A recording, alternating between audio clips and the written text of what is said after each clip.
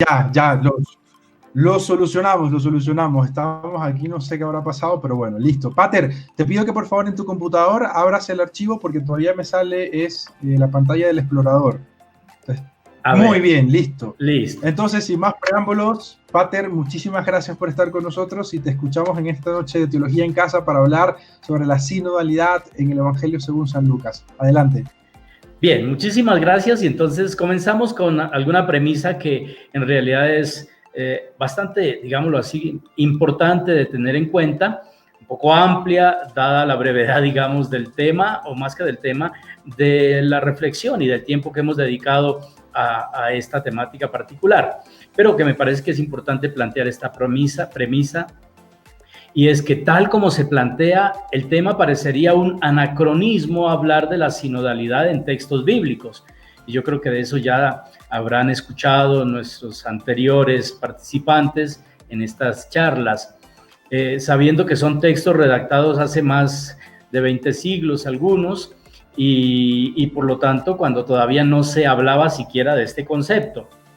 Sin embargo, tanto la etimología de la palabra, que nos remite a la lengua griega, como el contenido mismo de este término, que nos habla de una idea muy compatible con los valores cristianos, nos consienten releer algunos textos sagrados del Nuevo Testamento desde la perspectiva de la sinodalidad.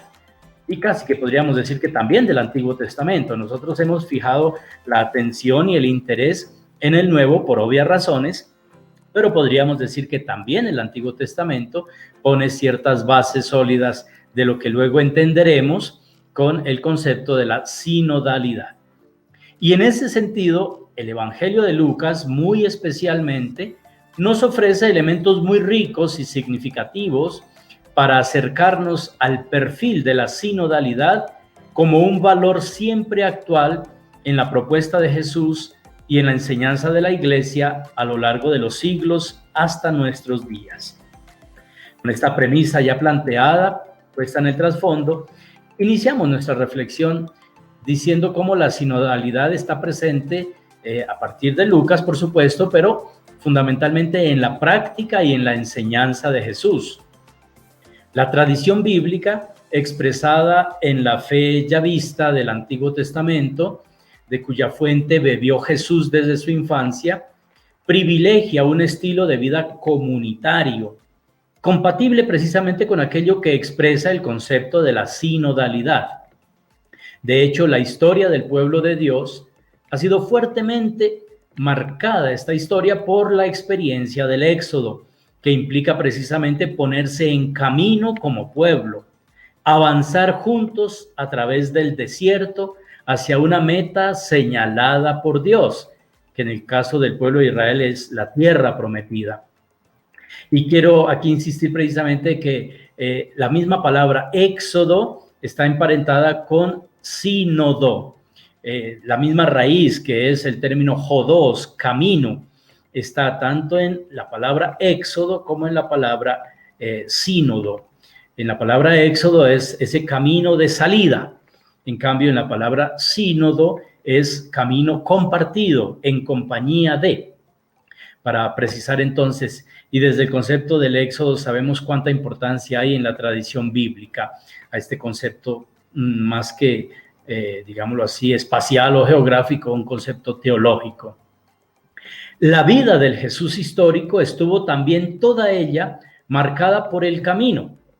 Y en ese sentido es justamente en el evangelista Lucas el que más nos muestra, en el que más está presente el concepto del camino. Tanto que llegará incluso a denominar camino a la comunidad de los discípulos de Jesús. Es Jesús y es la iglesia misma. Jesús es el camino, la iglesia es considerada también camino. Algunas referencias de los Hechos de los Apóstoles están allí presentes, del capítulo 18, del capítulo 19, donde se menciona la iglesia como el camino y Jesús también considerado como el camino. En efecto, en el contexto de San Lucas, el tema del camino tiene un rol y una importancia especiales. Si tomamos la entera obra lucana, o sea, el Evangelio y los Hechos de los Apóstoles, nos encontraremos ante un esquema geográfico muy interesante.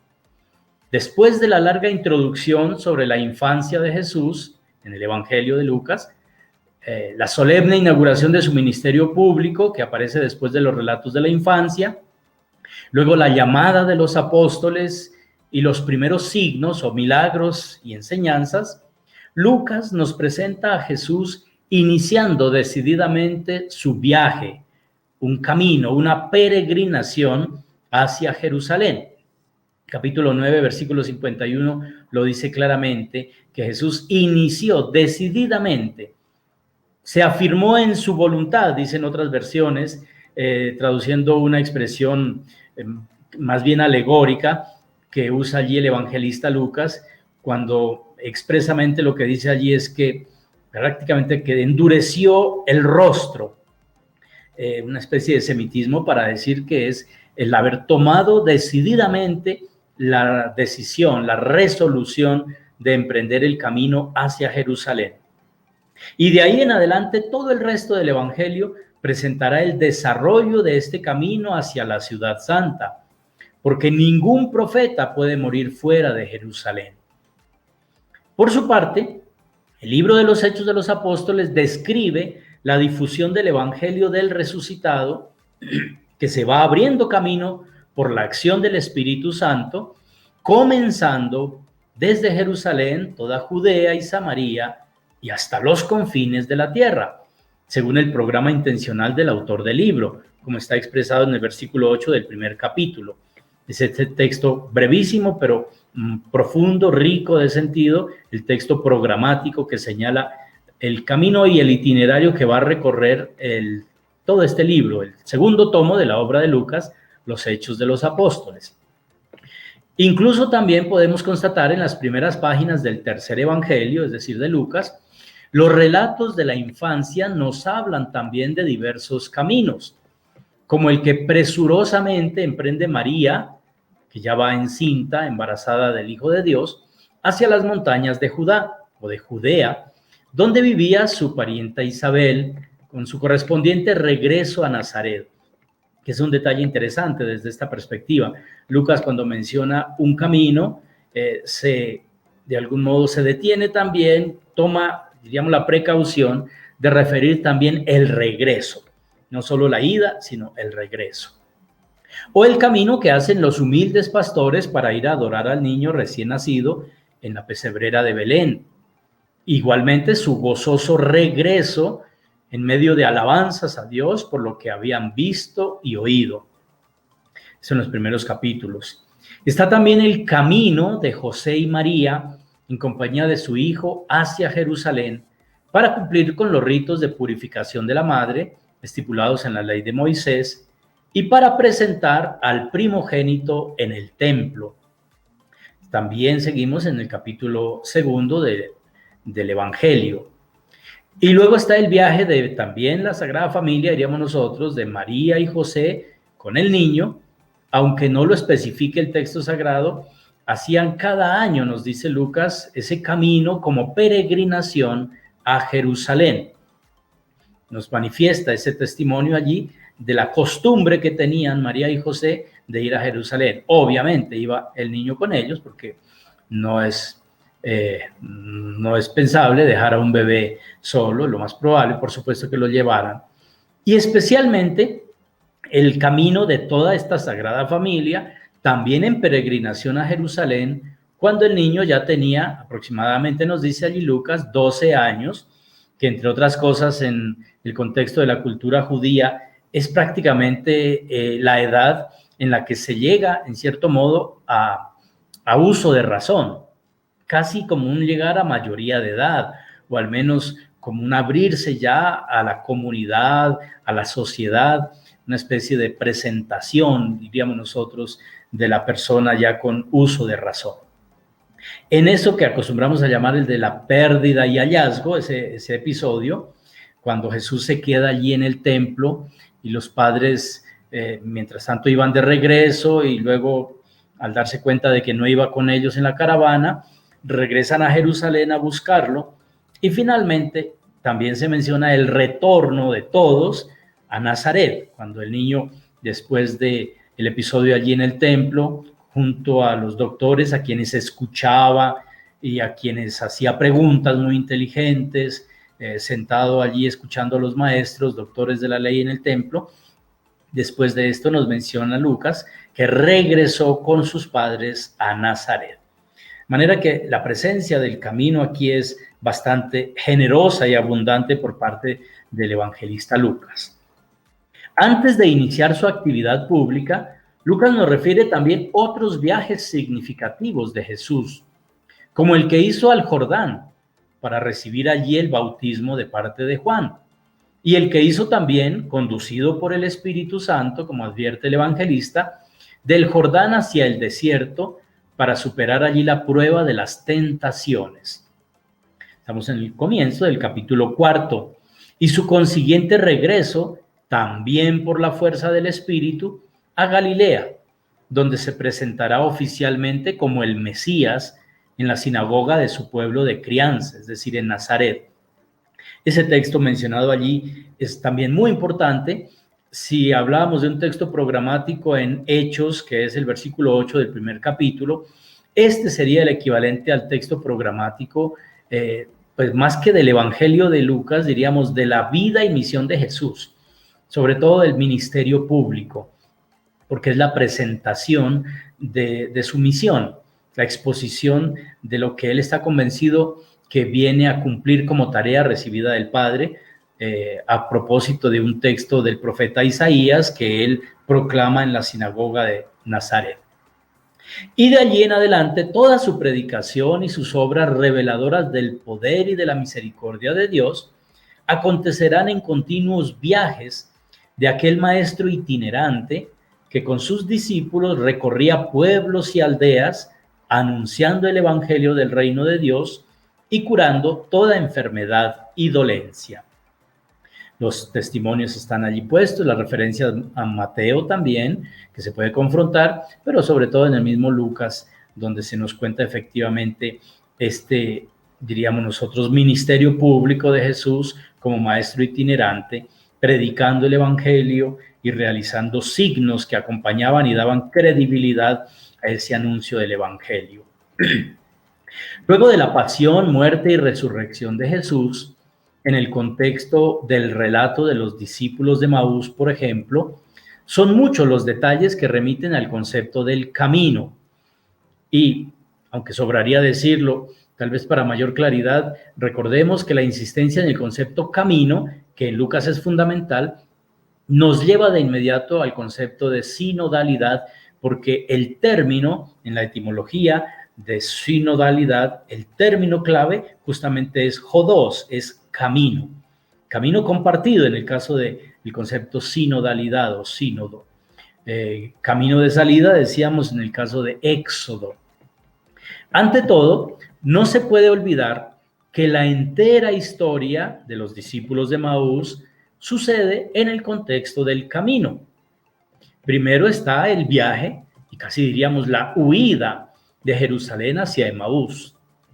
Y después del reconocimiento, el camino de regreso nuevamente a Jerusalén. Los discípulos iban dándole la espalda a la comunidad cuando iban emprendiendo el viaje de Jerusalén hacia Emaús. Pero después del encuentro con el resucitado, de la palabra que les anunciaba y que hacía arder sus corazones, y sobre todo de ese pan recibido del Maestro, que les permitió de alguna manera reconocerlo como el resucitado, emprenden también el camino de retorno a Jerusalén, que en cierta manera es reconocimiento del valor de la comunidad y regreso a la comunidad. Lucas tiene el cuidado de enfatizar la importancia del camino en este episodio.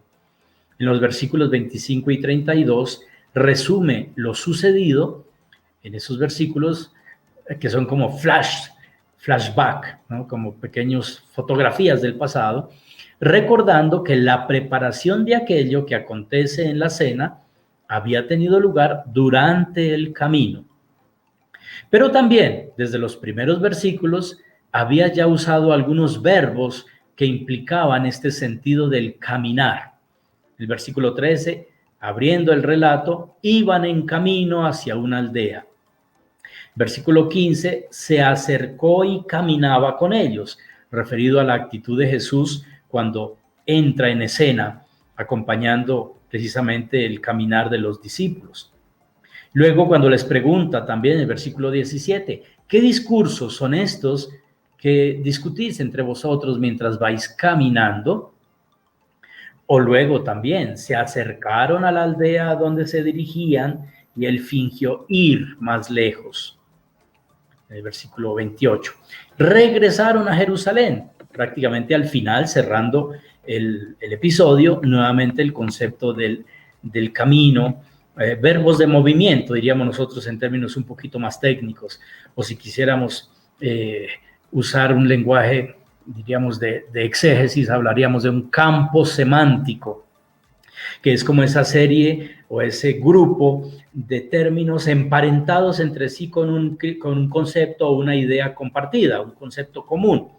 Aquí la idea compartida es la del avanzar o caminar, o verbos de movimiento que hemos dicho, y que por lo tanto están dentro del campo semántico que llamamos el camino, que estamos profundizando en Lucas.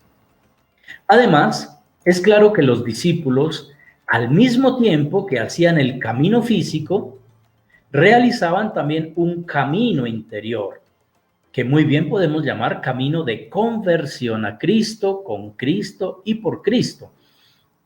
Es un itinerario realmente de conversión, y de hecho algunos autores estudiosos de este pasaje califican el episodio de los discípulos de Maús como un relato de conversión, como la narración de una verdadera conversión. Y es exactamente lo que acontece en la compañía de Cristo, que primero les hace arder el corazón con su palabra y con la explicación de las Sagradas Escrituras en clave cristológica, y luego con la fracción del pan que, como decíamos, también abre los ojos, permite reconocer al Maestro resucitado.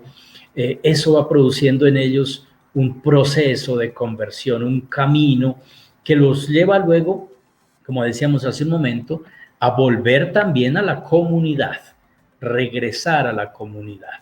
Entonces, el concepto del camino físico está escondiendo o representando, también podríamos decirlo, otro camino mucho más teológico y espiritual, que es el de la conversión que van viviendo, y es precisamente un camino compartido. Por lo tanto, ahí en este pasaje de los discípulos de Maús está muy bien ilustrada la sinodalidad que tiene a Cristo aquí como gran protagonista, como el agente por excelencia, el que toma la iniciativa de acercarse y empezar a compartir el camino. Es la pedagogía del Maestro, la sinodalidad, es la pedagogía de Jesús el Maestro. Nos lo está enseñando aquí este hermoso episodio de los discípulos de Maús. Y efectivamente fue Jesús quien acompañó en este proceso a los discípulos, primero como forastero desconocido y luego como aquel que enardecía sus corazones con su palabra reveladora y después con su total manifestación y presencia invisible. Entre comillas, presencia invisible, porque en realidad cuando el texto nos dice que Él entró para quedarse, todos esperábamos que se quedara y de alguna manera se queda. Diríamos nosotros, es una presencia diversa a la física, por eso le pongo entre comillas a este concepto que parece un poco contradictorio, pero que en el contexto de los discípulos de Maús entendemos a qué se refiere. Que Jesús se hizo invisible a sus ojos, dice el texto, o desapareció a su vista, pero había prometido quedarse y por lo tanto se queda con ellos. No falla a su promesa, está presente con ellos, pero de otra manera. Ya en términos más cristianos y católicos y de nuestra iglesia, hablaríamos de una presencia sacramental. Y si queremos concretamente, en la interpretación eucarística de este pasaje de Maús, sería la presencia eucarística la que permanece con ellos, esa presencia invisible. Gracias a esto, los discípulos pudieron hacer su propio camino de fe, que además es muy compatible con lo que decíamos. Un camino de conversión es un camino de maduración en la fe. de una fe de alguna manera decepcionada por el drama de la muerte en cruz del Maestro, a una fe profunda y madura de la resurrección, una fe que con el encuentro con Cristo se hace gratuita, se hace madura, y que se expresa precisamente también en esto que decimos aquí, el paso que van dando de la tristeza a la alegría. De hecho, al comienzo se dice que iban, algunas versiones llaman cariacontecidos, con semblante triste, iban de alguna manera sumidos en la tristeza. Pero después la alegría se apodera de sus corazones y salen corriendo gozosos a comunicar a otros esa noticia.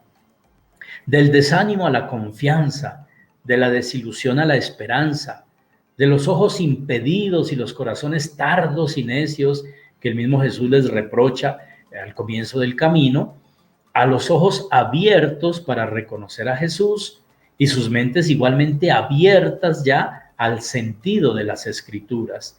Eso lo había hecho la palabra de Cristo. Podemos pues decir que para los discípulos de Maús, Jesús en persona, ya interpretado nosotros o interpretándolo nosotros como palabra y Eucaristía o palabra y signo, fue el camino auténtico hacia la fe pascual y hacia el compromiso misionero, hacia la alegría plena y hacia la comunión con Dios, con ellos mismos y con la comunidad. Es decir, Jesús fue para ellos el camino de la salvación.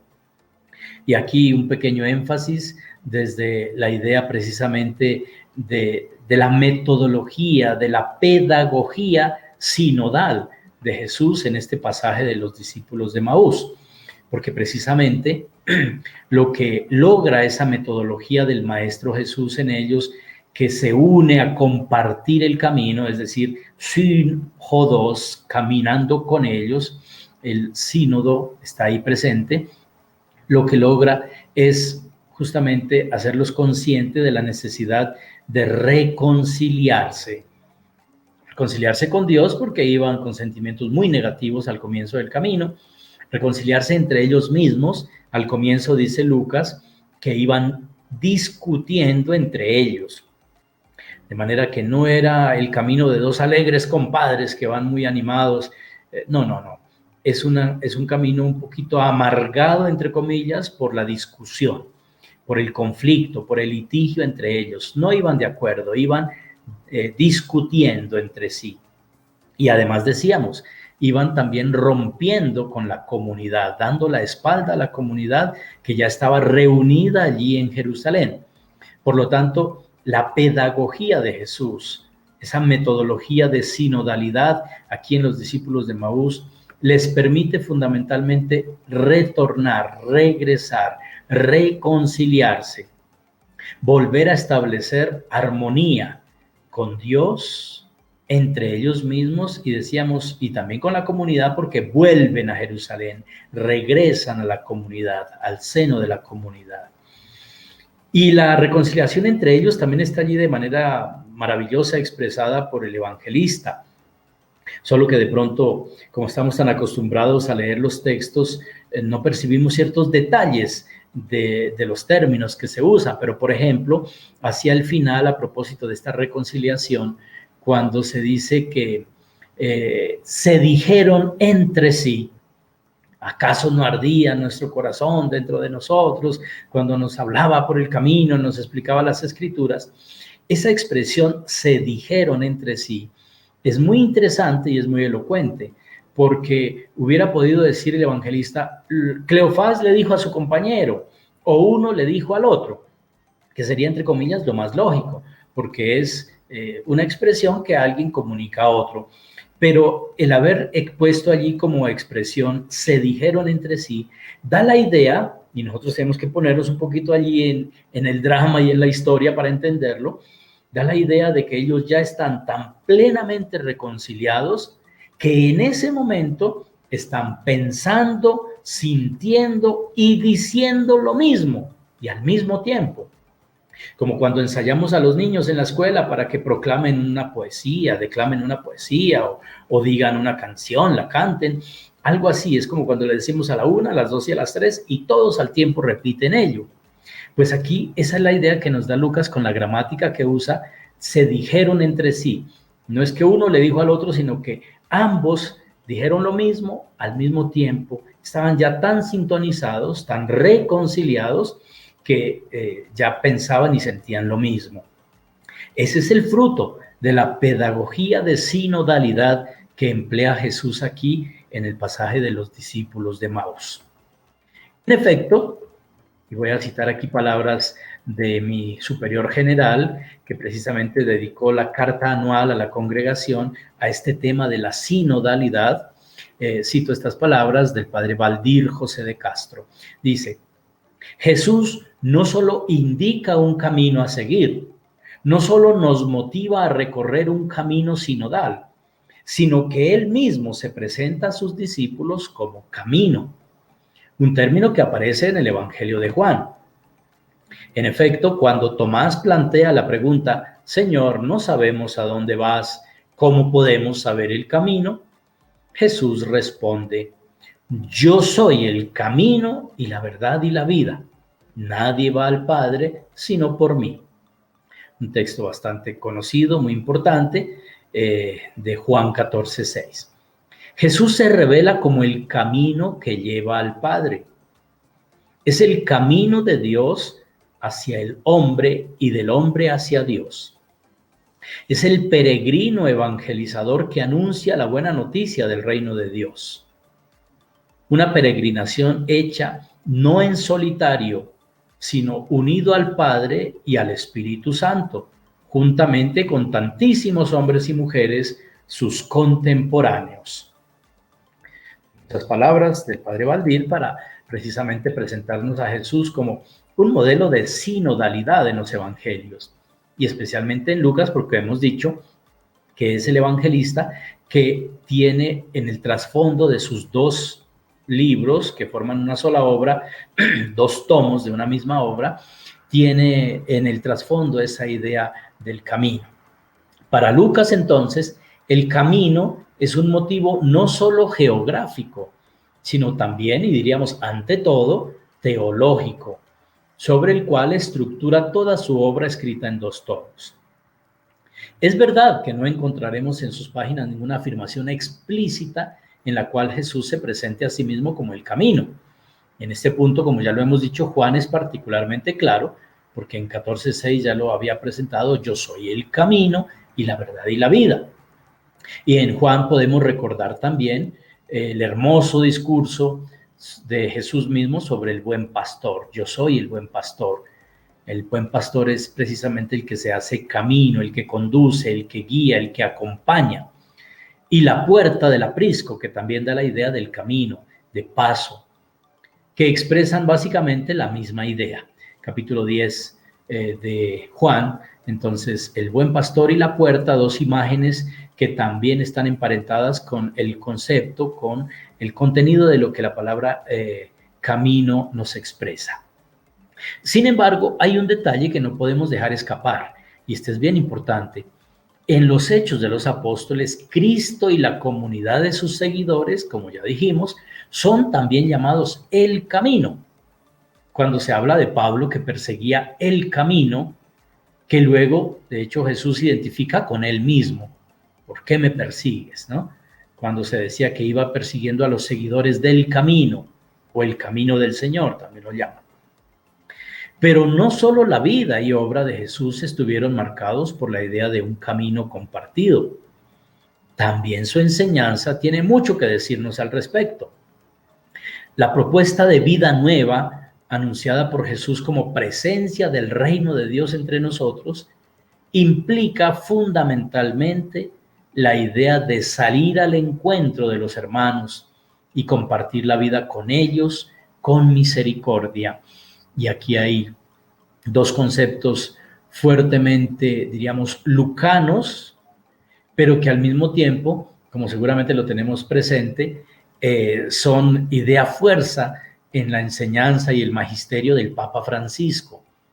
Papa Francisco, además de que es también el que nos ha motivado justamente a retomar la belleza del concepto de la sinodalidad como metodología y como expresión de vida cristiana, en último término, también ha insistido mucho en el valor de salir al encuentro. Una iglesia en salida, una iglesia que va al encuentro, la idea de las periferias existenciales a las que hay que ir, a encontrar, etcétera, y el concepto de la misericordia. Es lo más representativo precisamente en Lucas, pero que, como digo, están muy, pero muy presentes también en la enseñanza del Papa Francisco. Iglesia en salida, iglesia que va al encuentro, iglesia de la misericordia. Y en este sentido, Lucas es el evangelio que más claramente habla de la misericordia como actitud propia de quien sigue las huellas de Cristo. No es el momento aquí de hacer un exhaustivo repaso de toda la enseñanza que contiene el evangelio de Lucas en este sentido. Sería demasiado amplio este propósito, maravilloso, pero no tenemos el tiempo de hacerlo.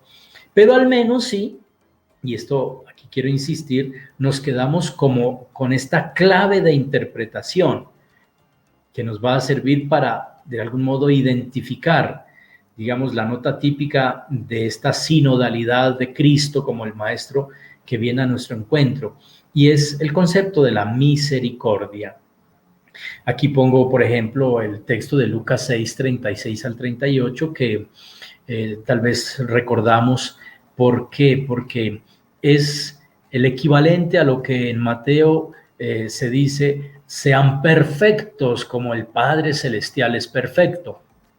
La interpretación de Luquitas, es mucho más, diríamos, específica. Sean misericordiosos como el Padre del cielo es misericordioso. A eso se refiere esta cita del Evangelio de Lucas en el capítulo 6. De manera que la esencia misma de Dios, en la perspectiva de Lucas, es la misericordia. Casi diríamos que es como el atributo por excelencia de Dios. Claro, es una interpretación de del mismo sentido del amor. Dios es amor. Lucas dirá, Dios es misericordia, además de que es misericordioso, pero es misericordia. Y entonces, la gran propuesta de vida cristiana, en la perspectiva de Lucas, es ser misericordiosos. La santidad cristiana trasiega, digámoslo así, este camino, recorre este sendero, el de la misericordia.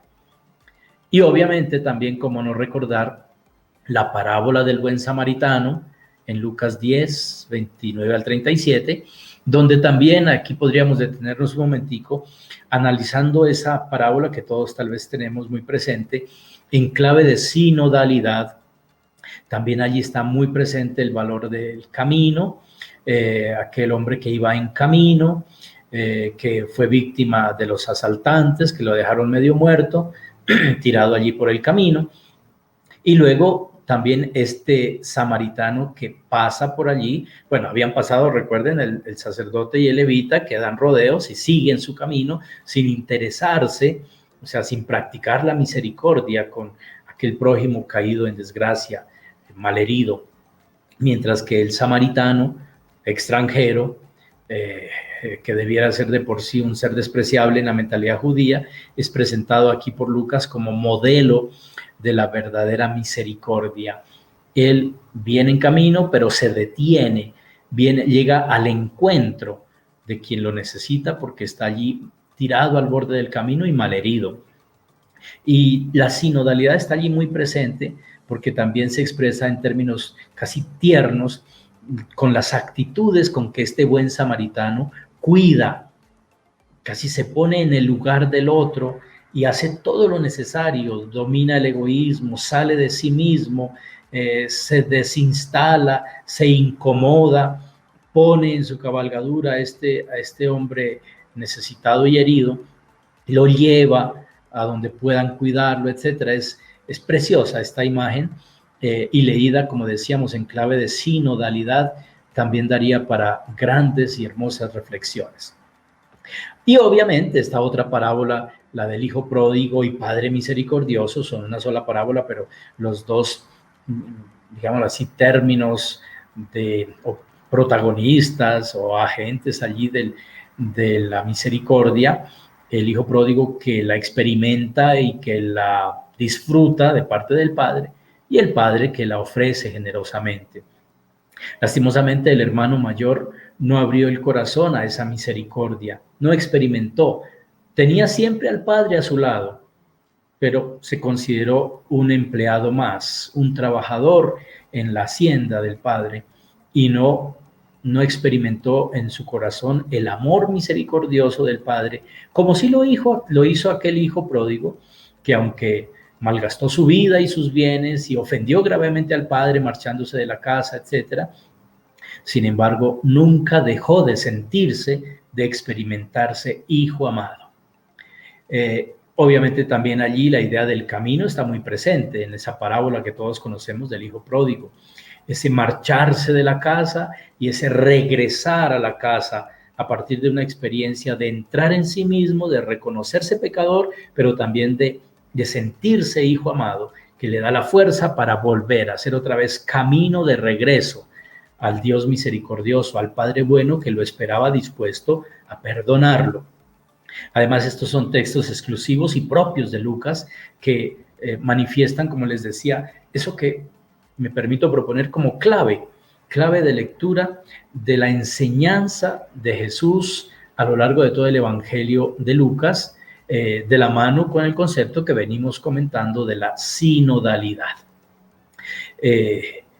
Ya casi voy llegando al final porque el tiempo va avanzando y creo que de pronto Marco quiere hacer también alguna intervención o pregunta o aclaración, por eso avanzo un poquito para citar nuevamente las palabras del padre Valdir José de Castro, mi superior general, en su carta anual de este año dedicada a la sinodalidad, que dice de esta manera: Jesús, en perspectiva trinitaria, es nuestro primer referente en el camino sinodal. De hecho, la sinodalidad es un camino de fe que se mantiene ante todo en la comunión de amor entre las tres personas divinas, Padre, Hijo y Espíritu Santo, y su comunicación con nosotros. Dios es relación.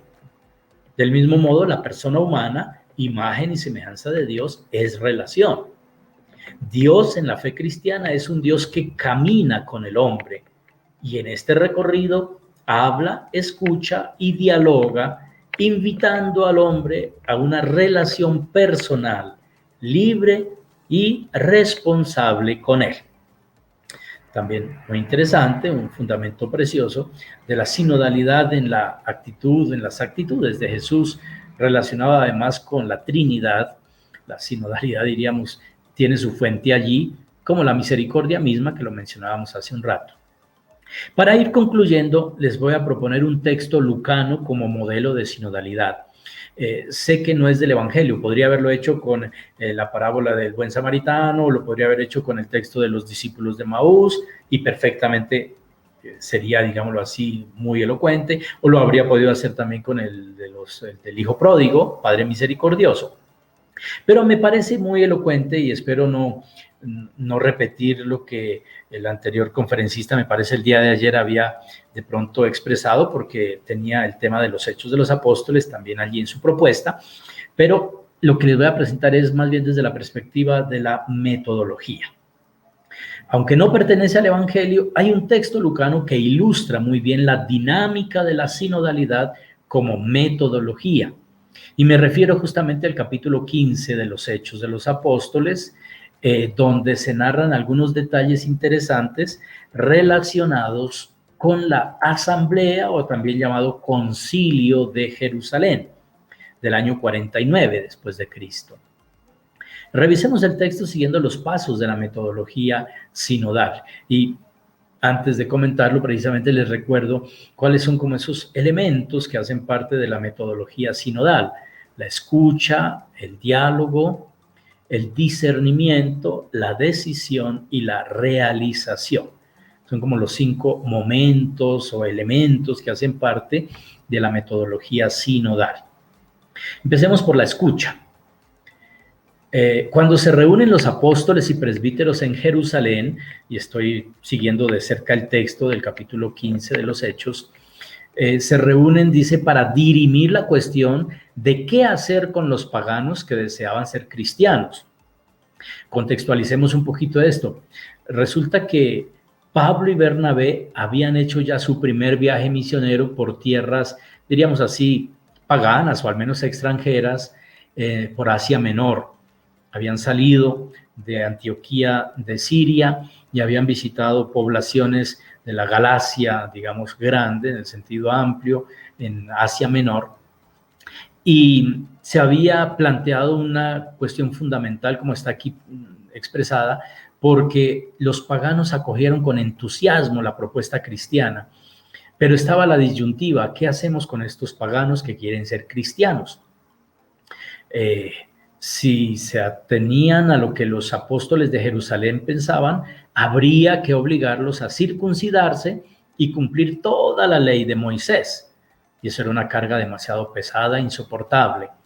Mientras que Pablo y Bernabé pensaban, seguramente iluminados por el Espíritu Santo, que no era necesario el paso por la tradición judía para llegar a ser cristiano, que bastaba la fe en Cristo resucitado, o mejor aún, muerto y resucitado por nuestra salvación, que es el querigma, el núcleo central del evangelio cristiano, al estilo paulino, y que además de esa fe en Cristo, pues obviamente el bautismo y procesos de conversión. Bastaba eso. No más leyes, no más prácticas, no más ritos, no más tradiciones como las que querían imponer desde la perspectiva judía. Entonces, aquí la cuestión fundamental en la que se está discutiendo es muy, pero muy importante, porque se juega la novedad, la libertad y la identidad del cristianismo respecto de la tradición judía. Eso es lo que está en juego en aquella asamblea o sínodo, porque de hecho es un sínodo también, o concilio de la iglesia primitiva en Jerusalén. Lucas advierte que ante todo se pusieron a la escucha del Espíritu Santo. Es el primero que hay que escuchar, porque es el que guía a la iglesia, es el dueño de la marca, como decimos habitualmente en lenguaje coloquial. Y por eso al final podrán decir: el Espíritu Santo y nosotros hemos decidido. La primera escucha es escuchar a Dios, porque de lo que se trata es de discernir la voluntad de Dios, y aquí está muy claramente expresado.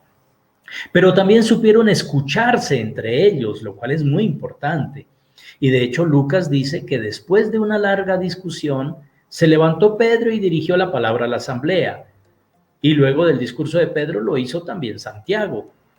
E igualmente toman en cuenta el testimonio de Pablo y Bernabé, quienes referían la actitud gozosa y entusiasta con la cual aceptaban la fe cristiana los paganos en ese primer viaje misionero que habían hecho precisamente entre los años 46 y 49.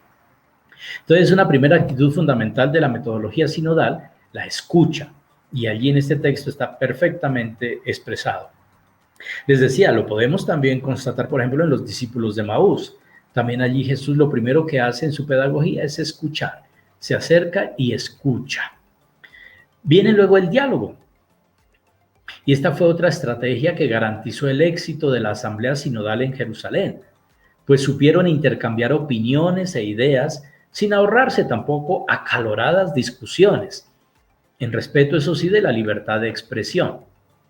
Aquí refiero la versión paulina de este episodio, que la encontramos en Gálatas 2:1 al 10, donde nos da la idea de que la discusión fue más acalorada de lo que aparentemente se percibe por el texto lucano. En Lucas sí se menciona que hubo de hecho discusión, pero como que se supera rápidamente. En cambio, la perspectiva de Pablo en Gálatas es un poquito más cruda, da la idea de que hubo más tensiones allí. Lo cierto es que esto nos lleva a reconocer el valor del diálogo, el diálogo en el cual se ponen en común, digámoslo así, las opiniones, se escucha al otro, se es escuchado, así no se esté de acuerdo, se respeta, pero finalmente se va avanzando también en el diálogo hacia una decisión.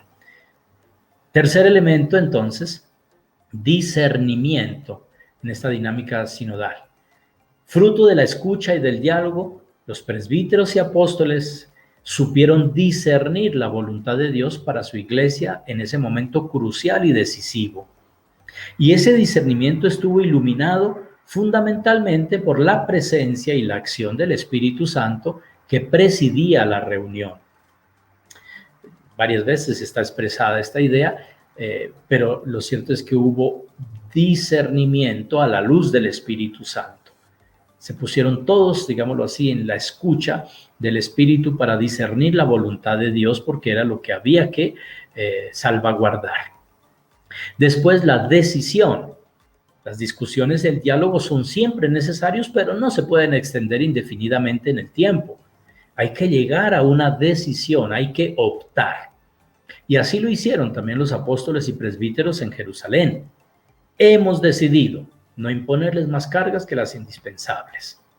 Y al menos 3 veces, junto con este texto que ya estaba mencionado, Lucas aquí en este pasaje menciona la decisión unánime que han tomado. En conjunto hemos decidido. Versículos 22, 25 y 28 de este capítulo 15 refieren a la idea de la decisión. Y finalmente todo concluye en una realización. Una vez tomada la decisión, hay que ejecutarla. Y eso hacen también los apóstoles. De inmediato, dice el mismo Lucas, decidieron de acuerdo con toda la iglesia elegir de entre ellos algunos hombres y enviarlos a Antioquía con Pablo y Bernabé para ir a comunicarles las decisiones del concilio. Por su medio enviaron la carta que comunicaba a todos esas decisiones tomadas allí en el concilio, como lo refiere también Lucas. Ellos, después de despedirse, bajaron a Antioquía, reunieron la asamblea y entregaron la carta. La leyeron y se alegraron mucho al recibir aquel aliento. Es decir, cumplieron la tarea, realizaron lo que habían decidido a la luz del discernimiento, hecho de diálogo y de escucha.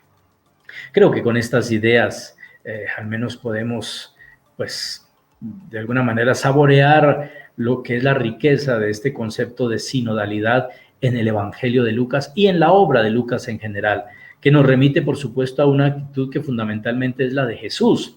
Es más, la actitud misma de Dios, que es sinodalidad, que es ponerse en camino con nosotros, venir al encuentro nuestro para compartir el camino de nuestra vida. Bueno, pues creo que esto ya nos puede dar pautas para que nuestro querido amigo Marco nos haga sus comentarios. Voy a dejar de compartir o ya se dejó de compartir. Sí, ya estamos listos. Bueno, maestro, gracias, de verdad. Siempre me encantan las propuestas y bueno, la profundidad con la que tratas los diferentes temas que bueno, te propongo. Una vez más, mil gracias por estar aquí con nosotros. Abro el espacio para quienes están conectados, puedan hacer sus preguntas, puedan proponernos sus dudas en torno a lo que el padre Danilo nos ha propuesto hoy en torno al Evangelio de Lucas. Yo tengo una primera pregunta para abrir el diálogo, para que nos puedas orientar también. Estas implicaciones de Jesús como el camino, de Jesús como aquel que sigue esta misma pedagogía de escucha, ¿qué crees tú que en concreto nos propone como retos para la iglesia? ¿Cómo tú relacionarías esto con una eclesiología sinodal? ¿Cómo lo ves? Uy, yo creo que es una muy buena pregunta y de alguna manera también una trampa, porque es inevitable decir que hay que cambiar muchas cosas, pero afortunadamente ya no es escandaloso decirlo porque el mismo Papa Francisco es el que lo viene diciendo insistentemente, ¿no? En todo su magisterio, desde la Gaudium, Evangelii Gaudium, digamos, que es como la gran propuesta que marca todo su servicio pastoral a la iglesia, desde ahí lo viene permanentemente repitiendo. Hay que cambiar mentalidad, hay que hacer una conversión pastoral, las metodologías en la iglesia, la participación de los laicos. Yo creo que esto de verdad revoluciona mucho tanto la visión de iglesia como la práctica misma, sobre todo a nivel, por ejemplo, de ciertas decisiones, ¿no? Y quiero pues, traer aquí a colación del mismo Papa Francisco un detalle que a mí me ha llamado mucho la atención, sobre todo en la Evangelii Gaudium, pero también en otras catequesis y documentos. El Papa ha citado mucho, por ejemplo, las conclusiones de los sínodos de las iglesias de los diversos continentes, de las conferencias episcopales, de lugares hasta bastante lejanos a nosotros. Si nos fijamos en ese detalle, nos parece muy interesante que como que él descentró muchas cosas, ¿no? No cita solo lo estrictamente hecho allí en Roma, en la Ciudad del Vaticano, sino que cita con peso de autoridad las decisiones de los sínodos de la Iglesia en América, de la Iglesia en África, de la Iglesia en Oceanía, de la Iglesia, en fin. Yo creo que este es un detalle muy interesante que nos está hablando de eso que usted propone precisamente, Marco, que es una nueva eclesiología que en realidad, más que nueva, sería la eclesiología del Nuevo Testamento, la eclesiología del Vaticano II, que lastimosamente no hemos terminado de aplicar y a veces ni siquiera de entender, pero que por ahí tiene que ir precisamente por términos de sinodalidad, de apertura, de participación en las decisiones que afectan la vida y la esencia misma de la fe cristiana. Yo tengo justamente pensando en eso una segunda pregunta, y es el tema de cómo dialogar con los que piensan diferente también dentro de la iglesia. ¿Qué opinas tú? Yo creo que retomando los 5 elementos que proponía de la metodología de sinodalidad, precisamente hay que partir de eso, o sea, de escuchar opiniones diversas. Lo decía a propósito del Concilio de Jerusalén, que eso fue lo que hicieron y fueron acaloradas las discusiones y no se ahorraron, diríamos nosotros, ninguna incomodidad que de hecho causaba polémicas, controversias, seguramente, no se las ahorraron y estuvieron abiertos a respetar y escuchar esas opiniones ajenas y luego a entrar en diálogo y en discernimiento. Yo creo que desde los aspectos prácticos de esa metodología caben precisamente esas propuestas que menciona Marco, como de escuchar lo diverso, de grupos, de iglesias, no sé, de comunidades diversas o de fe diversa, de credos diversos. En fin, ahí cabe muchísimos elementos de diversidad que también tienen una palabra que dar, que también tienen una opinión que compartir con nosotros y que en el ámbito de la iglesia debemos saber acoger y escuchar con respeto para hacer nuestros propios discernimientos también de la voluntad de Dios, ¿no? Totalmente de acuerdo contigo. Yo creo que el proceso de renovación que el Papa Francisco nos propone justamente tiene que ver con eso, porque otra tentación que yo he percibido, padre, es el tema del concepto de iglesia. A veces se piensa en la iglesia como una estructura y no como justamente nos muestra Hechos de los Apóstoles, el grupo de discípulos, ¿no? El grupo de seguidores de Jesús. ¿Cómo qué propuesta nos podrías regalar tú también para los laicos que en algunos lugares estamos un poco incómodos por el clericalismo? ¿Qué nos puedes proponer tú también desde tu ser sacerdote y acompañante también de comunidades? Sí, yo creo que es algo muy complejo porque lastimosamente el clericalismo está presente no solo en los sacerdotes, nosotros los, entre comillas, pastores, sino que tristemente está muy presente también en los mismos laicos, que a veces como que mantienen un poquito esas estructuras rígidas y clericalistas dentro de la misma iglesia, o porque no han reaccionado, o porque se han sometido demasiado, digamos, al peso de esas estructuras. Entonces yo creo que un primer elemento tiene que partir de los mismos laicos, de la certeza que deben adquirir de su protagonismo en la iglesia, de que no solo participan, sino que son iglesia y por lo tanto tienen una palabra autorizada también que hacer escuchar. Y obviamente también ayudarnos en ese sentido, los laicos, ayudarnos a nosotros a ir haciendo ese cambio de chip, ¿no? De mentalidad, esa verdadera metanoia, ese cambio de mentalidad que debemos hacerlo para superar esas estructuras y precisamente esquemas demasiado rígidos y clericalistas que todavía subsisten. Pero yo creo que también es muy importante, insisto, y pues espero no ser cansón en eso, pero acoger mucho el mensaje del Papa Francisco, es ser muy fieles al magisterio del Papa Francisco. Yo creo que eso abre perspectivas, eso rompe moldes, rompe prejuicios, rompe esquemas. Si tomáramos más en serio las grandes enseñanzas del Papa Francisco, yo creo que ahí tendríamos muchos elementos ya muy concretos y prácticos también para ir cambiando pues lo que acontece muchas veces en nuestra iglesia. Pater, hay un tema polémico, lo acaban de poner aquí en los comentarios, te lo suelto. Sé que en la academia pues se puede abordar con mayor tranquilidad. La iglesia sinodal, ¿no? La renovación. ¿Qué hacemos con el tema de la mujer que ha aparecido una vez más con el Papa Francisco, de las diaconisas, ¿cuál sería tu manera de mirarlo? ¿Qué nos propones? ¿No? Porque a veces siento que se polariza de inmediato, ¿no? Sí, a la fuerza, sin discernirlo, ¿no? ¿Cómo lo ves tú? Sí, yo creo que se trata precisamente de lo que último que usted decía, discernirlo. Sí, es verdad que de pronto se ha discutido ya algunas veces, pero tal vez no ha sido una discusión como tan serena y pausada, como tan, de alguna manera, profunda también, ¿no? Porque recuerdo nuevamente el episodio del Concilio de Jerusalén, ahí hubo, digámoslo así, esa metodología, esa dinámica de escuchar, de dialogar, de discernir. Y de pronto han faltado esos procesos. El mismo Papa Francisco lo ha pedido.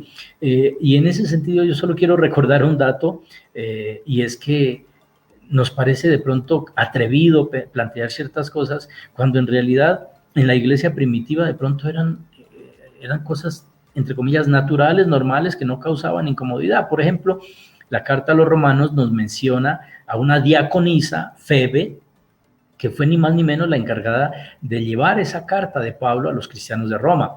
Y ese era un ministerio de un gran peso y valor. O sea, no era un servicio doméstico el que prestaba esta diaconisa Febe, era un ministerio apostólico en cierta manera, porque se trataba de ser también como el puente de la palabra autorizada de Pablo para los cristianos de Roma.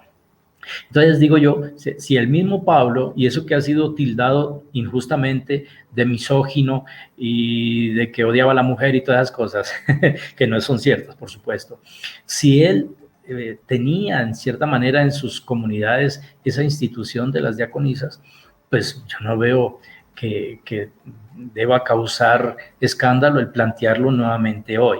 Pero eso sí, como usted mismo lo sugería, pues con un discernimiento pausado, sereno, sin entrar en peleas, porque el conflicto es absurdo. Es necesario, pero no se puede perpetuar, ¿no? O sea, se tiene que llegar también, decíamos, después de la escucha y el diálogo, a una decisión. Pero hay que darle cabida a esos espacios de escucha, de discernimiento, de diálogo. Muy bien, mira, Pater, por acá Jackie te deja una pregunta que me parece muy interesante. ¿Cómo ayudar a cambiar esa mentalidad clericalista en nuestra comunidad para el cambio y camino sinodal? ¿Qué les puede responder? Pues dos cosas que me parecen interesantes, más o menos de lo que ya he venido diciendo. Una, volver a la palabra, volver a la fuente de la palabra de Dios. Es que ahí están las bases, ahí está, digamos, lo más puro y original del ser iglesia. Cómo nació la iglesia, cómo se fue consolidando en los hechos de los apóstoles, en la enseñanza de Jesús, de Pablo, en fin. Entonces, el volver a la palabra, volver a tomar como contacto personal y directo con lo que esa palabra nos dice del ser iglesia, ahí tenemos un elemento muy importante. Y lo otro que ya he venido también insistiendo, de también tomar en cuenta y con seriedad la enseñanza del Papa Francisco. Es que el Papa Francisco de alguna manera repropone, actualiza lo que la misma palabra de Dios nos ha enseñado y lo que el Concilio Vaticano II, que fue otro hito muy importante de revolución, la han llamado copernicana en temas eclesiológicos, de lo que ha representado. Entonces, con el Papa Francisco tenemos de alguna manera, casi diríamos nosotros, garantía de volver a la fuente de lo que es la iglesia en la esencia de digámoslo así, del Nuevo Testamento, de los tiempos de Jesús y de los apóstoles, y también la garantía de estar en sintonía con el Concilio Vaticano II, que también fue ese momento, diríamos, casi de refundación, no en el sentido de volver a fundar, sino de volver al fundamento, de volver a la fuente. Bueno, Pater, yo te lo he propuesto ya en otros diálogos personales, casi que en dirección espiritual. Jackie también lo trae de vuelta, y es, la gran mayoría de personas que están conectados con nosotros en este momento son laicos. ¿Cómo hacer para que este anuncio de un cambio, de volver al Concilio Vaticano II, volver a las fuentes, no sea visto ni catalogado como, no, es un revoltoso, es un... ¿Cómo pedagógicamente nos recomiendas tú ir proponiendo este regreso a las fuentes y seguir actualizando el Concilio Vaticano II en nuestras parroquias y comunidades? No, es que yo creo que todo lo que se haga, por ejemplo, en formación bíblica y en formación eclesiológica desde el Vaticano II, no tiene por qué ser visto, digámoslo así, como escandaloso ni como rebelde, porque es que qué más, digamos, qué más autorizado, qué más de peso que la palabra de Dios y que el Concilio Vaticano II, que marcó, digamos, como el gran modelo de iglesia en los últimos tiempos, siglos y milenios seguramente. Entonces, yo no veo que, digamos, de por sí eso vaya a causar o tenga por qué causar polémica. Entonces, todas las iniciativas que se propongan en el campo de la formación, insisto, eso sí, que yo creo que es muy importante, la formación, a la luz de la palabra de Dios y a la luz del Concilio Vaticano II, toda iniciativa que se proponga necesariamente tendría que llevarnos a eso que estamos diciendo, a cambios de mentalidad, a renovación, a sacudir un poco estructuras. No es fácil, ciertamente, porque pues todos conocemos la realidad de estructuras y de mentalidades rígidas, mezquinas, a veces incluso excluyentes, tristemente. Entonces, no es fácil la tarea, pero yo creo que tenemos la fortaleza misma y la riqueza de la palabra de Dios, que por lo tanto, como digo, todo lo que se haga en la línea de la formación bíblica y del Concilio Vaticano II, que proponerlo no tiene por qué ser escandaloso, porque es la autoridad, digamos, nosotros a nivel de documentos en la iglesia hoy por hoy. Todo lo que se haga en la línea de formación bíblica y de magisterio del Vaticano II, yo creo que tiene que necesariamente ir conduciendo hacia esto que decimos de cambios de mentalidad y de prácticas también de sinodalidad, de mayor participación, de comunión y participación, precisamente como lo propone el Vaticano II en la misma iglesia. Bueno, muy bien. Esperamos que dejen algunas 2 o 3 preguntas más para cerrar el espacio. Pater Pablo desde Argentina te pregunta si hay alguna relación entre la oración, la espiritualidad y la idea de camino sinodalidad en Lucas. ¿Hay alguna relación? ¿Se iluminan? Sí, yo creo que, y es muy buena pregunta y gracias por eso, porque me permite también ir complementando un poquito esa idea. De hecho, cuando mencionábamos la metodología sinodal, decíamos que la primera escucha es al Espíritu y por lo tanto la oración es la actitud primera y fundamental para poder discernir la voluntad de Dios y para poder compartir un camino. Y no por casualidad, Lucas es el evangelista que no solo nos habla más, decíamos, del caminar con, o sea, de la sinodalidad y de la actitud de Jesús que camina con nosotros, sino que es también el que mejor nos presenta el valor de la oración. Oración entendida en su sentido profundo como diálogo, comunicación permanente y vital con Dios.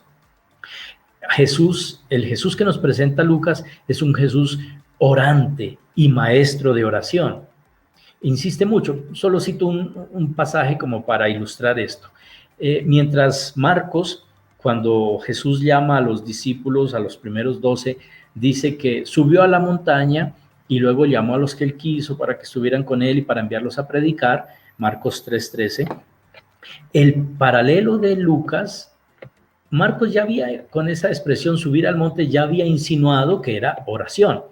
Pero el paralelo de Lucas es mucho más claro, casi diríamos incluso redundante, porque dice Lucas allí en su paralelo de este pasaje, capítulo 6, dice, subió al monte a orar y pasó toda la noche en oración. Y luego sí, eligió a los 12. Entonces yo creo que ese detalle efectivamente es muy bonito verlo a la luz de Lucas, que es el evangelista que más habla del concepto del camino, de la sinodalidad en ese sentido como actitud de Jesús el Maestro, pero que al mismo tiempo mejor presenta la imagen de un Jesús orante y maestro de oración además. Entonces son dos cosas exactamente, diríamos, compatibles, que se complementan, como que se implican, se necesitan mutuamente, ¿no? Bueno, muy bien. A propósito de esto, José Antonio Pagola hace muy poco acaba de publicar en PPC varios textos que se llaman así, Jesús, Maestro de Oración. Los recomiendo también. Padre Danilo, muchísimas gracias por estar con nosotros. No queda ninguna pregunta más en el tintero. No sé si tú quieras darnos un mensaje final y con eso despedimos este espacio contigo. Bueno, yo en el mensaje final lo que quiero es insistir y obviamente repetir algo que ya he dicho, pero que me parece que es fundamental, y es el valor de volver a la palabra, la fuente de la palabra de Dios, sin desconocer, por supuesto, los sacramentos. No estoy en contravía, ni en controversia, ni en discusión del valor de los sacramentos, no. Pero es que precisamente los sacramentos adquieren todo su valor es a la luz de la palabra. En la palabra se percibe la riqueza también de los sacramentos. Entonces, volver a la palabra. Yo creo que el Papa, en el documento, el Papa Francisco también en el documento Aperuit Illis, les abrió el entendimiento, que a propósito es cita de los discípulos de Maús, o la continuación del texto de los discípulos de Maús, que dice que les abrió el entendimiento para que entendieran las Escrituras. Ahí, en expresiones muy sencillas, el Papa insiste precisamente en esto que estoy recomendando, de volver a encontrar en la palabra de Dios como la fuente de la vida espiritual y de la vida cristiana y del compromiso también que esa fe trae para nosotros. Entonces, por eso me alegra muchísimo que haya todas estas iniciativas. Marco en eso tiene un corazón apostólico digno de admiración y de mucho aprecio. Seguir entonces con estas iniciativas que, como usted mismo lo decía, básicamente están ofrecidas a laicos. Hay un poquito oscuritas por ahí conectados, si es que los hay. Entonces, gracias a Dios son los laicos los que más nos enseñan con esa actitud de amor a la palabra y a iniciativas que nos llevan precisamente a esa fuente, ¿no? Bueno, padre, yo tengo que tomarme el atrevimiento de preguntarte si tú nos puedes mandar el texto que escribiste para pasárselo a las personas que estuvieron hoy. ¿Crees que es posible? Por supuesto que sí, con todo gusto. Yo creo que mañana, porque le voy a dar una leidita por ahí, por si alguna mayúscula o alguna tilde, como a mí me gusta que no pasen errorcitos para un paulino, eso sería grave. Entonces, yo creo que mañana le doy la revisadita y se lo mando ya pulidito. Buenísimo, así que ya saben que se los compartiré. Bueno, Pater, te despido de este espacio, yo me quedo un ratico con la gente por aquí. Muchísimas gracias, oramos por ti y ahí te acabo de hacer otra invitación por WhatsApp, así que espero puedas escucharla. Bueno, muchísimas gracias, bendiciones a todos, una alegría haber compartido este momento.